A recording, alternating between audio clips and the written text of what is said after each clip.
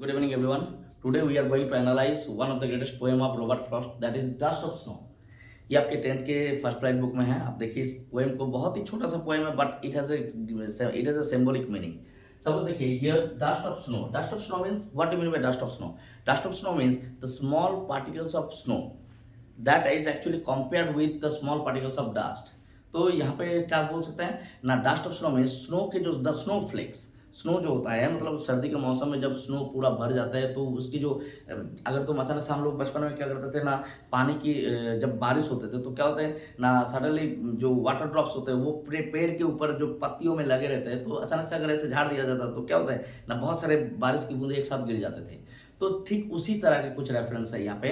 चलिए हम लोग डायरेक्टली ये ना करके इस पोएम को एनालाइज करते हैं. देखिए Robert Frost basically is a nature poet, but Robert Frost has taken the nature as a symbol.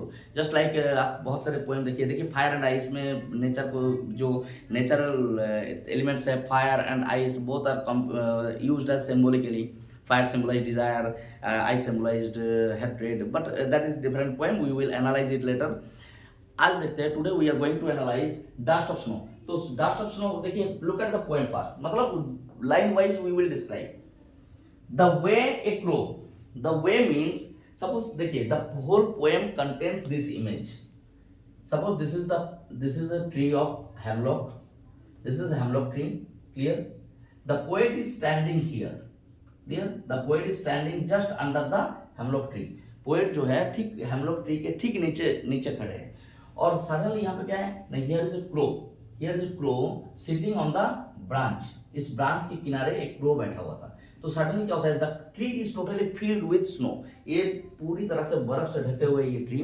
और क्या हुआ है, मतलब सर्दी का मौसम हो सकता है. The whole tree is filled with snow. पूरा पेड़ जो है, मतलब ये जो हेमलॉक ट्री है, ये कौन सा ट्री है, हेमलॉक. ये हेमलॉक ट्री पूरी तरह से कवर्ड है स्नो से. और पोएट जो है, poet was standing just under the tree. Suddenly क्या होता है, द क्रो सुक द ब्रांच. क्रो सुक द ब्रांच मींस पेड़ को क्या करता है, डाली को, टहनी को ऐसे ये करते हैं, मतलब सुक करते हैं, वायलेंटली सुक करते हैं, मतलब बहुत ही तेजी से. तो सडनली जैसे ही इस ब्रांच को सुक करते हैं तो all the dust particles fallen upon poet. Poet के ऊपर गिर जाते हैं. And poets mood totally changed and transform from depression, from a sad mood it transform into a happy one. तो this is the main theme of our poem. ये पूरे इस picture के ऊपर ही पूरा पोएम जो है डिपेंड है. अब देखिए लाइन वाइज एनालाइज कर लेते हैं. द वे, जिस तरीके से, द वे मीन्स जिस तरीके से, एक क्रो, कौन ना, जिस तरीके से एक क्रो, यहाँ पे क्या है, क्रो क्या करते हैं, सुक डाउन. सुक down means set the branch virally. Branch को ऐसे ऐसे से करते हैं. So that on me means up on the poet. मतलब जैसे ही ये ब्रांच को ऐसे हिला देते हैं तो क्या करते हैं, उसके ऊपर जो है सारे डस्ट पार्टिकल्स गिर जाते हैं. सॉरी, डस्ट पार्टिकल नहीं, snow particles. The dust of snow, the कौन सी चीज, सुक down on me the dust of snow. Dust means small particles, छोटे छोटे पार्टिकल्स. एंड स्नो मीन्स बर्फ के. बर्फ के पार्टिकल्स क्या करते हैं, हमारे ऊपर इस तरीके से वो मतलब एकदम पूरा गिरा देते हैं. क्या होते हैं ना, फ्रॉम ए हेमलॉक ट्री. और कहां से, from a hemlock tree. This is the hemlock tree. इस हेमलॉक ट्री से. तो यहाँ पे पॉइंट आता है कि why poet has taken hemlock tree and crow. बताइए, hemlock tree, no, hemlock is a poisonous plant. Even जो है its branches, its leaves, its seeds, its roots, all the things of a hemlock tree is poisonous, considered poisonous. And hemlock was in previous time, hemlock was also used in assassination. Assassination means a secret murder. Secret murder में use होती थी. Even जो प्राइजनर हुआ करते थे उनको भी जो है हेमलॉक के जूस दिया जाता था टू कमिट, मतलब कमिट सुइसाइड बोलिए, चाहे अकॉर्डिंग टू द रूल बोलिए. जैसे एक बहुत ही फेमस, एक इतिहास में एक बहुत ही फेमस पर्सन की डेथ हुआ था by drinking the juice of hemlock. A cup of hemlock had been given to that person. उसको एक कप ऑफ हेमलॉक दिया गया था. उसका नाम है Socrates. Socrates, a great philosopher. Socrates की डेथ होने की मृत्यु जो है इस हेमलॉक के कप ऑफ जूस दिया गया था उसको, हेमलॉक के. तो इसी बताइए पोएट क्यों इस हेमलॉक ट्री को यूज किया है. पोएट हेमलॉक ट्री को यूज करने के पीछे और crow, both are symbolised as the negative object of nature. मतलब एक्चुअली क्या है ना, एक्चुअली जो है people thinks that hemlock and crow both symbolised as the negative object of nature, but poet यहाँ पे क्या दिखाना चाह रहा है, पोएट कुछ और ही दिखाना चाह रहे हैं। अभी अगला स्टैंजा जब पढ़ेंगे तब बताएंगे, क्योंकि crow is associated with which craft. पहली बात है विच क्राफ्ट, विच क्राफ्ट मतलब है काला जादू में यूज होता है। Third second thing, the crow, the sound of crow is also symbolized as ominous, the oncoming danger, oncoming death. It is the Herald in even कई ड्रामा में, कई नॉवेल में इसको जो है एक ओमिनस साइन के तौर पे दिखाया गया है। लेकिन यहाँ पे जो है, और हेमलॉक तो है ही पॉइजनस, तो बताइए कोई आदमी अगर हेमलॉक ट्री के नीचे खड़े हैं तो obviously it will describe something different thing. अच्छा आगे आते हैं, has given my heart, my heart means poets heart. यहाँ पे किसकी बात हो रहा है? Poets heart. Has given, poet के हार्ट को क्या देते हैं? ए change of mood. A change of mood means total his mood totally change, मतलब द हार्ट्स मूड चेंज। जैसे यहाँ पे हार्ट इज, हार्ट को ऐसे रिप्रेजेंट किया गया है as if it has it is something different thing, मतलब कोई इंसान है उसका मूड चेंज होता है। एक्चुअली द जैसे पार्ट फॉर होल यूज हुआ है यहाँ पे, तो हार्ट मतलब एक्चुअली हार्ट नहीं है, change the mood of the heart. Mood of the heart means actually the poet's mood change totally. और कैसे? And saved some part, and saved और बचा लेते हैं, क्या बचा लेते हैं? Some part. सम पार्ट मतलब जो हिस्सा बचा हुआ है, जो बचा हुआ है। और किस हिस्से की पार्ट को बचा लिया? Of a day I have rude. Rude का मतलब डिस्ट्रॉयड, डिस्ट्रॉयड, और you can say spoiled, spoiled because of the gloomy mood, because he was so much, he was in gloomy mood, that's why he already ruined a part of his day. लेकिन already almost the day he had ruined, but a part of the day that is almost as if it is saved, it is saved। कम से कम चलो वो तो बच गया। अब एक चीज सोचिए, सपोज यहाँ पे, suppose this is a day, suppose from this is the beginning, suppose 6 AM and suppose 6 PM, this is the whole day। Suppose अगर आपके यहाँ तक मान के चलिए 4 बजे तक अगर ऑलरेडी आप एक ग्लूमीनेस लेके, मतलब totally in a sad mood, you totally spend the day without doing anything, तो क्या कोई क्रिएटिविटी आ सकता है? सपोज आपका मन उदास है, एग्जाम में रिजल्ट खराब हुआ, कुछ भी कारण हुआ, आप ग्लूमी मूड लेके बैठे हुए, तो क्या आपके ग्लूमी मूड लेके बैठे रहने से कुछ नया चीज हो सकता है? नहीं हो सकता। मतलब it will never create anything. it actually the wasting of time। if you are spending in that way, it is totally wasting of time, और कुछ नहीं। तो उदास होकर बैठे रहने से कुछ होगा नहीं। तो जो दिन है, दिन पूरे दिन का almost most of the part हमने क्या किया है? रियूड कर दिया। रियूड मीन्स टोटली डिस्ट्रॉयड, मतलब स्पॉइल्ड, बिना मतलब के बेकार कर दिए। लेकिन चलो हमारा मूड जैसे ही चेंज हुआ तो क्या किया? कम से कम जो बचा हुआ दिन है, ये जो पार्ट है, दैट इज ऑल्सो सेव्ड। कम से कम चलो ये तो बच गया। मतलब ये किस लिए बच गया ना?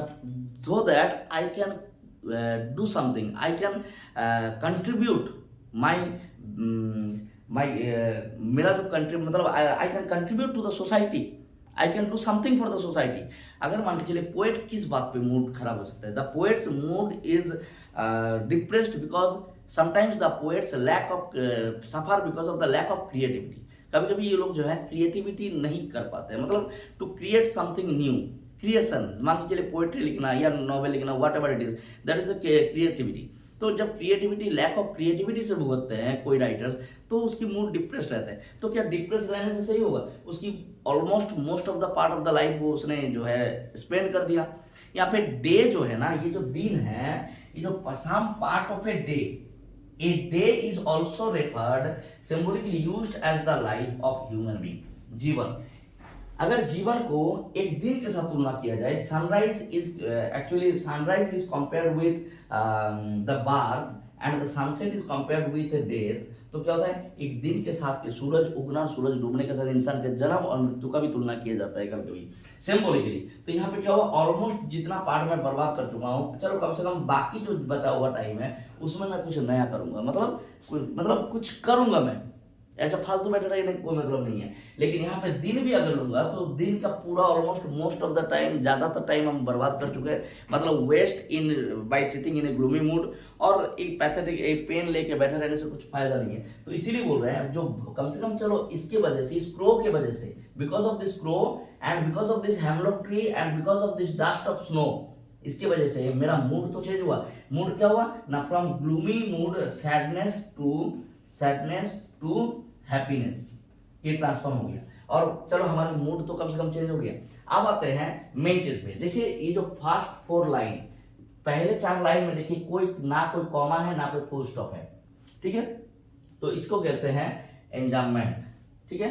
इसमें neither there is a full stop, जब कोई 4-5 line continuously one line continue to the first one line continue to the another line without any punctuation mark, that is called enjambment. Is it clear? तो इसमें देखिए एंजाममेंट है। Second one देखिए एक metaphorical comparison भी है यहाँ पे, dust of snow. Dust of snow मतलब snow is compared with dust, because क्यों? बिकॉज डस्ट जो है it has a small particles, छोटे छोटे पार्टिकल्स, तो स्नो के स्मॉल पार्टिकल्स के साथ डस्ट के स्मॉल पार्टिकल्स को तुलना किए गए, तो because of the tiny particles, तो snow is compare with dust because of tiny particles. तो हम यहाँ पे बोल सकते हैं एक मेटाफोर भी है। और मेन चीज यहाँ पे, तो what is the actual theme of the poem? The theme of the poem is that, look at here, the crow and hemlock both are used as the, मतलब both are symbolized as the negative object of nature, but poet represented them as positive। मतलब poet कहना चाह रहा है nothing in the nature can be negative, nature के कोई भी चीज़ negative नहीं हो सकता, नेचर के हर एक चीज़ जो है उसका कुछ ना कुछ वैल्यू जरूर रहता है। तो यहाँ पे क्रो जिसे लोग ओमिनस मानते हैं, इस क्रो की वजह से, and the hemlock that is used as a poisonous plant, जिसके डालियाँ, जिसके फल, जिसके बीज, सब कुछ रूट सब पॉइजनस है, बहुत ही ज़्यादा पॉइजनस है ये, उसके नीचे खड़े होके यहाँ पे इसका मूड चेंज हो जाता है। मतलब ये उसी तरह का है जब आप बहुत ज़्यादा टायर्ड फील करो एंड यू टेक शावर, और जब तुम शावर ले लोगे तो देखना नहा लेने से क्या होता है, फ्रेशनेस फील करते हो। तो nature has a soothing power. Nature क्या करते हैं, हम लोग के जो माइंड की डिप्रेशन है, माइंड को शांत करते हैं। नेचर मतलब if you spend time with nature तो ऑब्वियसली आपके माइंड बहुत अच्छे होंगे। और मेन चीज़ यहाँ पे और एक चीज़ जो मोस्टली एक्सप्लेनेशन में नहीं मिलता है, बताइए कोई आदमी अगर हेमलॉक ट्री के नीचे खड़े हैं तो क्या ज़रूरत थी कि हेमलॉक ट्री के नीचे, कहीं ना कहीं ये उस तरह की बात हो रहा है कि द पोएट जो है almost reach to the door of death, because of the gloominess, because of the sadness, the poet almost reach to the border line of the death, मतलब एकदम in the verge of death पहुंच चुके थे ये। अब थोड़ी देर जाते तो ऑब्लिवियन में पहुंच जाते, मतलब ही वाज एकदम मृत्यु के करीब पहुंच चुके थे, मतलब उस इतना ग्लूमिनेस था।